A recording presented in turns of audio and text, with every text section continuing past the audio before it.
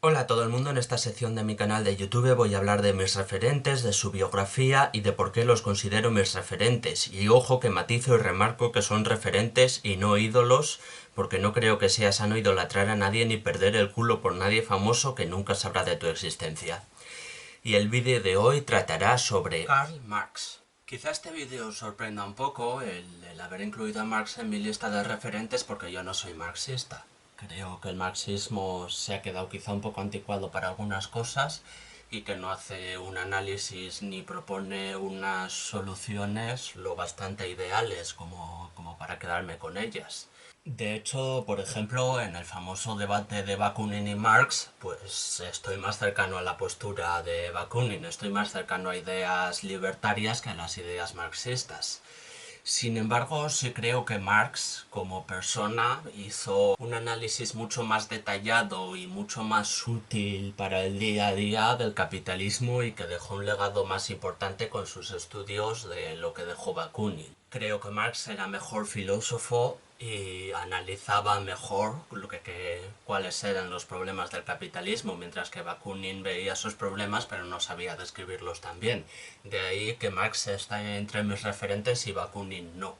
Pero bueno, como ya sabéis, en esta sección pues intento que sea variada y hablar un poco de la vida, obra e ideas de cada persona que trato aquí, no solo de sus ideas. Así que este vídeo no va a ser un puro análisis político, ni mucho menos. No quiero centrarme en eso, sino hablar también de la vida y de la obra de Marx. Así que vamos a ello, empezando por el principio. Karl Heinrich Marx nació el 5 de mayo de 1818 en Treveris, Prusia. Su padre era abogado y venía de una clase media relativamente próspera. No es que fueran ricos, pero bueno, poseían algunos viñedos, tenían una posición social más o menos acomodada, al menos lo bastante como para no pasar hambre. Era una familia de ideas laicas, a pesar de que los dos abuelos de Karl, eso sí, habían sido rabinos. Karl era el tercero de 9 hermanos, aunque cuando murió su hermano Moritz en 1819 él se convirtió en el mayor. Se educó primero en su casa y luego en el Instituto de Treveris. Más adelante estudió en la Universidad de Bonn. Él quería estudiar filosofía y literatura, pero su padre le hizo reconsiderar su opinión y que estudiara derecho, que consideraba que sería más práctico para encontrar trabajo, etc.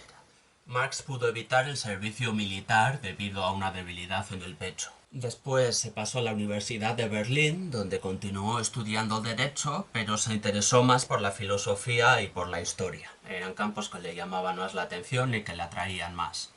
Para entonces, Karl era un joven un poco rebelde, de ideas básicamente socialistas y bastante aficionado al alcohol. Por cierto, también hay que mencionarlo, fue bastante aficionado al alcohol toda su vida, de hecho. En 1836, Marx se comprometió con Jenny von Westphalen, que además de ser hija de un aristócrata, era también una pensadora y una intelectual a un nivel que había que considerar, ¿no? Es evidente que se entendía bien por eso. Los dos tenían ideas similares y les interesaban los mismos temas y los dos leían y estudiaban mucho. En el futuro Jenny sería pensadora y escritora, vamos, tiene también unas cuantas obras. Por esta época tenemos las primeras obras de Marx, que se desarrollan sobre todo en el campo de la ficción y de la poesía. Escribió la comedia Félix y Escorpión, por ejemplo, también un drama o un compendio de poemas de amor dedicados a Jenny, claro. Sin embargo, pronto dejó de escribir ficción para interesarse por otras cosas y dedicar su tiempo de estudio a otras cosas, por ejemplo, aprender a hablar en inglés y en italiano. Marx se interesó por la obra del filósofo Hegel, sobre todo, pero de manera crítica, eso sí, y usaba la propia dialéctica, la dialéctica hegeliana, para criticar precisamente su obra. En 1841 acabó su tesis doctoral, que finalmente decidió no presentar en la Universidad de Berlín, pues consideraba que los profesores y rector y tal eran demasiado conservadores, y presentó al final en la Universidad de Jena, donde le dieron el doctorado. Los Marx, Karl y Jenny, se trasladaron a Colonia y allí decidió dedicarse al periodismo, más que nada. Fue discípulo de Moses Hess y bueno, las inquietudes socialistas que tenía pues se fueron formando más, ¿no? Si ya tenía algunas ideas socialistas, pues trabajando en el periódico junto a Hess, se fueron formando todavía más. El periódico en el que trabajaba, eso sí, fue cerrado por las autoridades prusianas, en un caso de censura. Marx después escribió en otro periódico un artículo criticando la censura de las autoridades prusianas por haber cerrado este periódico, y cerraron también el periódico en el que había publicado ese otro artículo. Supongo que tampoco es que fuera una sorpresa, vamos. Entre 1843 y 1844 Marx publicó sobre la cuestión judía, que es un ensayo que voy a destacar porque, bueno, es básicamente su primer ensayo, digamos, por cuenta propia, ¿no? Su primera obra teórica larga. Pero 1843 y 1844 fueron en general años muy importantes para Marx. Aquí hay otras cosas que contar sobre él, porque también se mudaron a París para trabajar en otro periódico más. También tuvo su primera hija, Jenny Caroline. Y además, en París, Marx conoció a Friedrich Engels, que sería su principal amigo y compañero de escritura en un futuro. Bueno, hay que matizar que en 1842 Marx y Engels habían coincidido brevemente, pero vamos, que no se conocieron de verdad hasta entonces, hasta que se conocieron en París. Y ya tuvieron oportunidad de hablar más a gusto. Fue el libro de Engels, La situación de la clase obrera en Inglaterra, el que convenció a Marx de que la clase obrera iba a convertirse en el sujeto revolucionario por excelencia, y el que hizo que empezara a centrar sus ideas en torno a la clase obrera. Tras esto, Engels y Marx empezarían a trabajar juntos y en 1845 publicarían su primera obra conjunta, La Sagrada Familia. Mientras tanto, eso sí, Marx en las obras que estaba publicando por su cuenta se centraba más en el concepto de la alienación, que es un concepto tanto económico como sociológico como psicológico. Lo que viene a ser la alienación es que el obrero es una fuerza de trabajo, es un factor económico más para tener en cuenta. Sin más, el obrero vale lo que produce. Y la idea también de la alienación es que el obrero como persona pues se va creyendo esta idea, va asimilándola, va integrándola en él hasta defender él mismo lo que le oprime, ¿no? Es decir, el obrero empieza a verse a sí mismo como que solo vale lo que trabaja. Solo es un número, no es una persona, y empieza a actuar en consecuencia, a verse a sí mismo así, vamos, y a defender precisamente el modelo productivo que le reduce a ser solo un número. Vamos, una idea que yo creo que sigue siendo aplicable en la actualidad y que es una palabra que seguimos viendo en la actualidad, alienado, alienada. Después de esto nació su segunda hija, cerraron el periódico en el que trabajaba. Vemos que Marx es un poco gafe para estas cosas. Es lo que tiene ser revolucionario, ¿no? Que la gente en el poder pues suele cerrar los periódicos en los que trabajas. Y empezó a trabajar en un cuarto periódico, el Borgward. El Borgward tenía ciertos lazos con una asociación llamada la Liga de los Justos, con la que Marx empezaría a realizar cierto activismo y a implicarse un poco en defender causas políticas y sus ideas de dar más poder a la clase obrera para que tuvieran salarios más justos, mejores condiciones de vida, etc. Vamos, el concepto de la Liga de los Justos, como su propio nombre indica, pues es la justicia, ¿no? Entonces, pues eso es lo que buscaban, salario más justo, condiciones más justas para los obreros, en eso se centraba básicamente su discurso. Sin embargo, el periódico Borgward, en 1845, y siguiendo la trayectoria de los tres periódicos anteriores en los que había trabajado, pues también fue cerrado.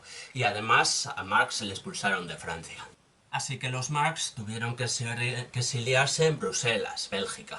Allí pasó un periodo de tiempo asociado con muchos socialistas, incluidos los que ya conocía y de los que ya he hablado en lo que llevamos de vídeo: Moses Hess, Engels y la Liga de los Justos. En esa época Marx y Jenny empezaron también a vivir con Helen de Muth.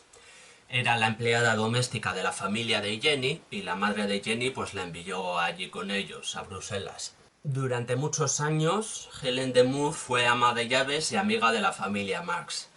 Y aquí esto quiero subrayar para hacer la primera crítica importante que voy a hacer a la figura de Marx, y es la de no considerar el trabajo doméstico como trabajo. O sea, esencialmente Helen de Muth era su ama de llaves, pues se encargaba de la administración del hogar y tal, y la pagaban con comida y con techo. Pero no con un salario, no le daban dinero. O sea, la tenían básicamente, pues eso, en las condiciones que se tenía el servicio doméstico de la época, como una criada, vamos. Entonces creo que se puede hacer aquí cierta crítica a Marx por no considerar que el trabajo doméstico sea un trabajo.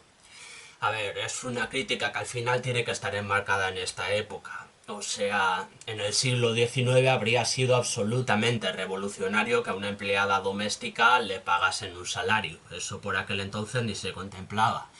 Entonces Marx, pues al final es un poco fruto de su época, ¿no? En ese sentido, no se le ocurrió ir más allá y dar y luchar por mejores condiciones para el trabajo doméstico, pero vamos, es que era un poco lo habitual en la época.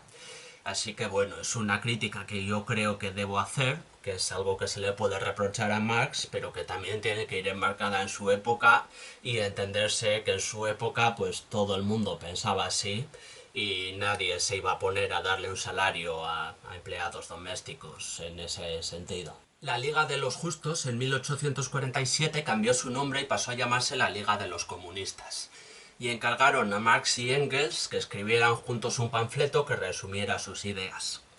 Es así como nace el que después será conocido como Manifiesto Comunista, claro. Y bueno, digamos que este es un punto de inflexión bastante importante, ¿no? O importantísimo. Vamos, tan importante como que yo me atrevería a decir que el Manifiesto Comunista seguramente es el libro más influyente y más importante para la historia que se ha escrito en los últimos 1000 años, lo que no está nada mal, ¿no? Probablemente desde el Corán ningún libro ha influido a tantísima gente como ha influido el Manifiesto Comunista, así que estamos hablando de una de las obras más importantes de la historia. Sé que habrá críticos que piensen que exagero, pero joder, es que básicamente el comunismo como idea se empieza a extender desde la publicación del Manifiesto Comunista. Y esto determinará buena parte del siglo XIX y sobre todo el siglo XX. La historia del siglo XX tiene muchísimo que ver con la publicación del Manifiesto Comunista y habría sido de una forma muy distinta si no fuera por este libro.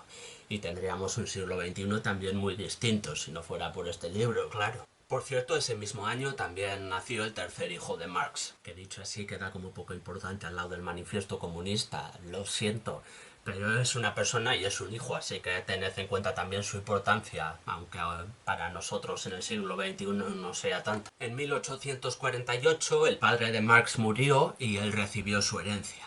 Según algunas fuentes, un tercio del dinero de esta herencia, básicamente Marx se lo dio a trabajadores para que comprasen armas y organizasen una revolución. Esto a día de hoy todavía no está muy claro si de verdad ocurrió así o no ocurrió así o qué pasó. Pero desde luego las autoridades de la época creyeron que había sido así y le arrestaron por esto. Marx se escapó a Francia. Recordaréis que de Francia ya la habían expulsado, sí, pero es que en estos pocos años que habían pasado desde entonces, pues había cambiado el gobierno y ahora Francia tenía un gobierno republicano y Marx pensó que esta vez no le expulsarían. Pero bueno, parece que tampoco estaba muy cómodo ahí y después de eso se mudó otra vez a Colonia. Toda la familia Marx, ¿eh? O sea, cuando digo Marx, pues tened en cuenta que estamos hablando también de Jenny, de sus hijos y de Helen de Muth. En Colonia empezó a publicar el mismo periódico, o sea, empezó a editar un periódico en el que escribía él y más gente. Aquí se puede hacer también otra pequeña crítica a Marx, tampoco muy importante, pero bueno, parece ser que en la dirección de este periódico él era bastante autoritario y se publicaba básicamente lo que él quería. Dominaba bastante el periódico y los artículos de los demás escritores pues iban en función de lo que él quería. Durante esta época su periódico sufría un hostigamiento constante por parte de la policía prusiana, por parte de las autoridades prusianas. Eran acosados totalmente por funciones policiales hasta que finalmente cerraron el periódico. Creo que es ya el quinto periódico que cierran con Marx involucrados, si no me equivoco, y le expulsaron del país también. Intentó volver a París, pero le expulsaron. Así que, expulsado de 3 países y con Jenny embarazada de su cuarto hijo, los Marx finalmente se refugiaron en Londres. Durante los primeros años en Londres, ahora sí conocieron la pobreza extrema. Esto fue una época que duró varios años y bueno, básicamente no tenían para comer. Marx en esta época se dedicaba a escribir algunos artículos de periódico y también a organizar movimientos revolucionarios, a intentar organizar cierto movimiento socialista allí en Londres. Pero vamos, que pese a escribir para un periódico prácticamente no ganaba para comer y la principal fuente de sus ingresos en esta época era el dinero que le enviaba a Engels. Sin más, o sea, durante esta época Marx no habría podido llegar a fin de mes de no ser por el dinero que le mandaba a Engels. Su cuarto hijo murió al de poco de nacer y su quinta hija también moriría, debido a la pobreza extrema en la que vivían, ya que no podían alimentarles correctamente, vamos. Así que se puede decir desde luego que Marx vivió en carne propia la miseria del capitalismo, ¿no? Cómo vivía la gente más pobre dentro del capitalismo y dentro de los sistemas capitalistas. Durante esta época, también hay que mencionarlo, hay quien dice que Marx tuvo un hijo más, un sexto hijo, esta vez con el ama de llaves, con Helen de Muth.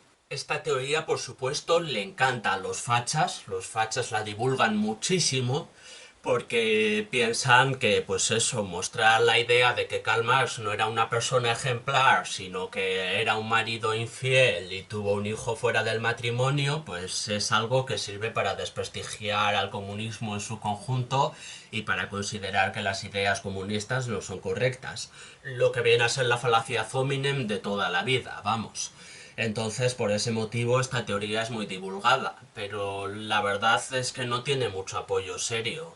Toda esta teoría viene de que supuestamente en 1862 un historiador encontró una supuesta transcripción de una supuesta carta en la que un ama de llaves de Engels contaba que en su lecho de muerte Engels había confesado que él ayudó a Karl Marx a esconder un hijo ilegítimo suyo. Y ya está. Esa es toda la fuente de la teoría. Entonces, como veis, es un poco rebuscado. Es una transcripción de una carta de una persona que fue testigo de una persona que de segunda mano ayudó a Marx a esconder a este hijo ilegítimo. Así que me parece que está bastante lejos de ser una fuente fiable y que es bastante improbable que esto sucediera así. Pero bueno, qué sé yo, igual si sucedió así y Marx efectivamente tuvo un hijo con Helen de Muth, pues no lo sabemos. Desde luego la evidencia pues no es muy sólida. En 1855, eso sí, tuvo su sexta hija con Jenny y en 1857 el séptimo hijo, que es un niño que en este caso no llegó a tener nombre. Murió al de muy poco de nacer y ni siquiera les dio tiempo a ponerle un nombre. No hay ningún otro punto interesante a mencionar en su biografía hasta 1864, cuando se involucró en la Asociación Internacional de Trabajadores, también conocida como la Primera Internacional para los colegas. Marx fue elegido líder del Consejo General y bueno, pues eso, esta es su época como líder del Consejo General de la Primera Internacional y aquí vienen sus famosas discusiones con Bakunin que he mencionado al principio del vídeo. Y esta época duró hasta 1871 cuando la Comuna de París fracasó. Lo de la Comuna de París es todo un episodio aparte, tiene su historia con el intento revolucionario que hicieron allí y con cómo los soldados mataron a todo el que se movía de forma bastante cruel, por cierto, pero bueno. Eso es una historia de París. La Primera Internacional también pues se disolvió. Entre los conflictos entre anarquistas y comunistas que ya había y el fracaso de la Comuna de París, pues la Primera Internacional ya no aguantó más. A mí en general me parece una lástima, aprovechando para dar mi opinión. Supongo que ya lo suponéis, porque lo digo en unos cuantos vídeos. Pero en la Primera Internacional pues había anarquistas y había comunistas, había socialistas y todo el mundo que estaba ahí tenía el mismo objetivo en común, básicamente, ¿no? Que era mejorar las condiciones de vida de la inmensa mayoría de la población, de la parte más pobre de la población, que involucraba prácticamente a casi todo el mundo, a toda la clase obrera, que tuvieran salarios más justos, que vivieran mejor y que no fueran oprimidos por una pequeña minoría de millonarios que les oprimían.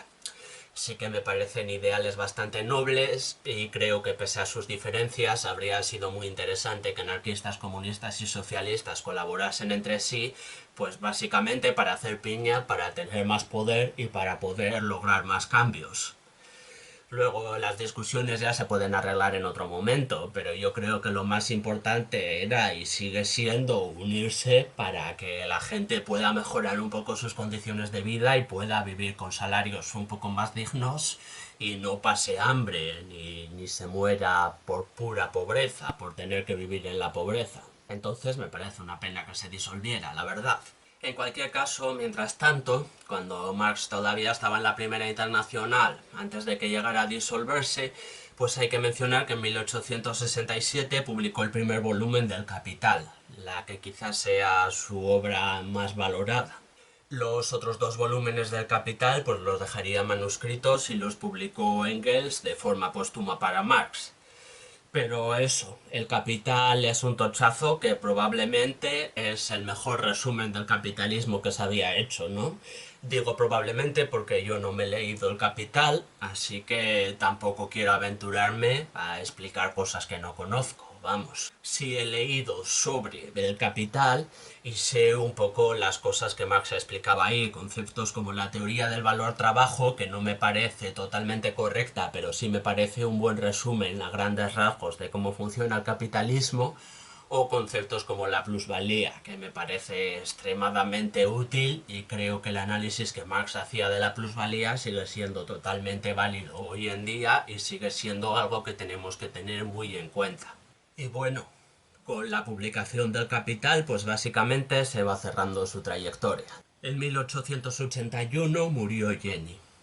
Marx moriría en 1883, año y pico después, tras una larga gripe que le había provocado bronquitis y pleuresía. Fue enterrado en el cementerio de Highgate. Su tumba sigue siendo muy conocida hoy en día y muy visitada hoy en día.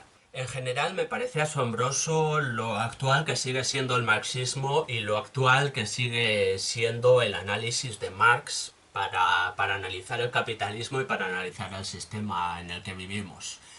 No es para mí idealmente actual, o sea, para mí no es lo bastante actual como para que sea la idea con la que me quedo y como para decir, vale, soy marxista porque me parece un análisis absolutamente preciso. No tanto como eso, no, pero si tenemos en cuenta que fue escrito hace más de 150 años, joder, pues para esa antigüedad sí es asombrosamente preciso. Como digo, en este vídeo no quiero hacer una crítica extensa del marxismo, pero bueno, si alguien se ha quedado con curiosidad por cuáles son las cosas en las que más discrepo, pues por ejemplo creo que Marx subestimó la cantidad de empresarios y de trabajadores autónomos que podría haber. En el siglo XIX pues era más normal que los empresarios fuesen figuras que estaban muy por encima de la clase trabajadora.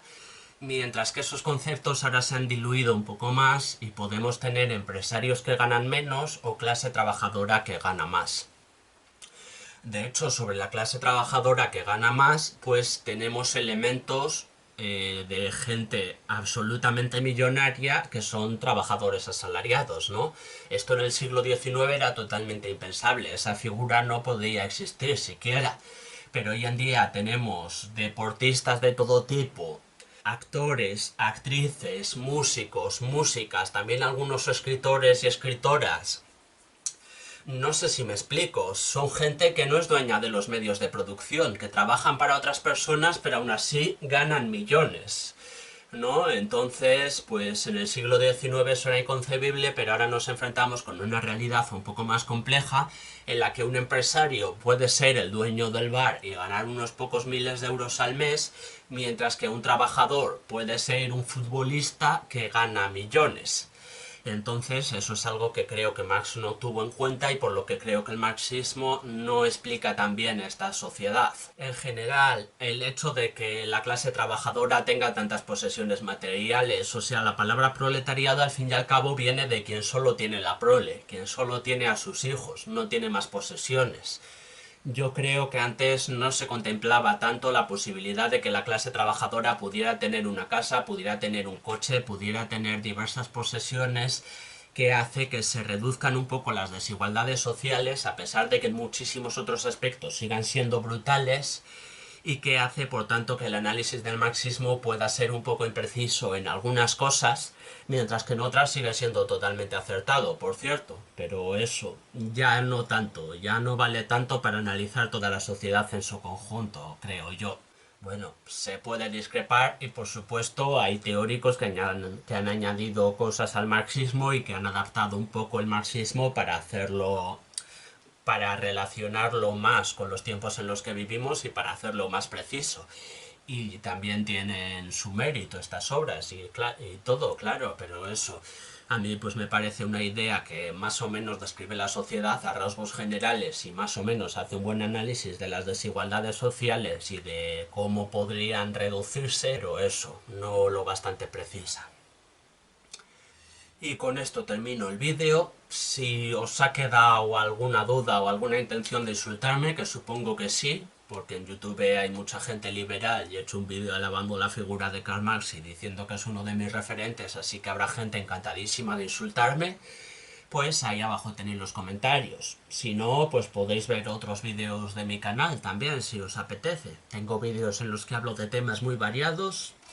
Aquí podéis encontrar algunos que no tienen nada que ver con marxismo ni con política, sino con drogas y otras cosas que igual os resultan más interesantes, así que podéis ver estos otros vídeos si queréis, y si no queréis, pues nada, haced lo que queráis.